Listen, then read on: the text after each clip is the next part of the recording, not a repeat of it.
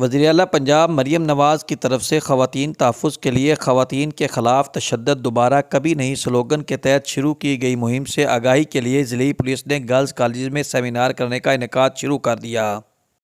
جی بالکل، C M صاحبہ کا جو ویژن ہے violence against women never again, اسی حوالے سے ہم نے ایک کمپین کا سلسلہ سٹارٹ کیا ہے، جس میں ایک تعلیمی ادارے میں ہم نے سیمینار کنڈکٹ کیا، جہاں پہ بچیوں کو ہم نے اویئر کیا کہ اگر ان کے ساتھ خدا نخواستہ کوئی سیڈ انسیڈنٹ ہو جاتا ہے تو اس کو انہوں نے رپورٹ کرنا ہے، اور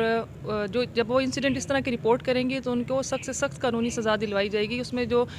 سی ایم صاحبہ کا میسج بڑا کلیئر ہے، نیور اگین، کہ اس طرح کے انسیڈنٹ اب نہیں ہونے چاہیے، اور اگر ان کیس ہوتے ہیں تو ان کو سخت سے سخت سزا دلوائی جائے گی۔ سب انسپکٹر میڈم لاریب کہتی ہیں کہ خواتین پر تشدد روکنے کے لیے حکومت کی طرف سے سخت قوانین بنائے گئے ہیں۔ اگر اس طرح کے انسیڈنٹ ہمارے پاس رپورٹ ہوتے ہیں تو اس میں ہم سخت سے سخت ایکشن لیتے ہیں، سخت قانونی کارروائی کی جاتی ہے، تاکہ ان کو عدالت میں بھی جا کر سخت سے سخت سزا دلوائی جا سکے، اور اس طرح کے جو ملزمان ہوتے ہیں تاکہ وہ دوبارہ ایسا ان فیوچر ایسا رپیٹ نہ کریں۔